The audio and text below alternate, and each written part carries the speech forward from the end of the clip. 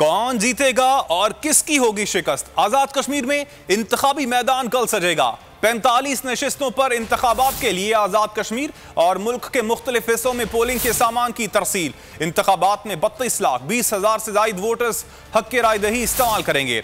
पाकिस्तान में बसने वाले 4,05,253 कश्मीरी भी वोट डालेंगे।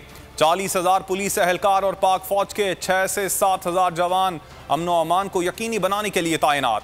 826 पोलिंग स्टेशंस को इंतहाई हसास, 1,209 पोलिंग स्टेशंस को हसास करार दिया गया है।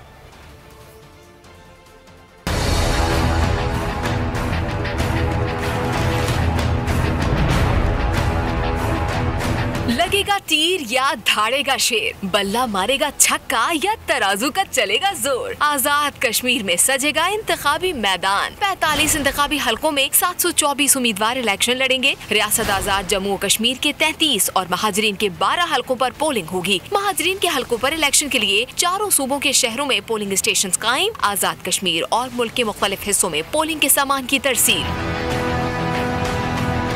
राजा फारूक हैदर चकार और लीपा के 2 इंतखाबी हलकों से इलेक्शन लड़ेंगे। बैरिस्टर सुल्तान महमूद मीरपुर, तनवीर इलियास बाग से इंतखाब में हिस्सा ले रहे हैं। चौधरी मोहम्मद यासीन पीपल्स पार्टी के टिकट पर कोटली में 2 हलकों से सियासी किस्मत आजमाएंगे। पीपल्स पार्टी के सदर लतीफ अकबर मुजफ्फराबाद से इंतखाबात में हिस्सा ले रहे हैं। 32,20,546 वोटर्स कल हक के राय दही इस्तेमाल करेंगे। पाकिस्तान में बसने वाले 4,05,253 कश्मीरी भी वोट डालेंगे। 826 पोलिंग स्टेशन को इंतहाई हसास, 1,209 पोलिंग स्टेशन को हसास करार दिया गया है। 33 हलकों में 5,123 प्रिजाइडिंग ऑफिसर, 7,336 पोलिंग ऑफिसर और 14,672 पोलिंग असिस्टेंट तैनात किए गए हैं। पाक फौज के 6 से 7,000 जवान फराइज अंजाम देंगे। 40,000 पुलिस एहलकार भी तैनात कर दिए गए।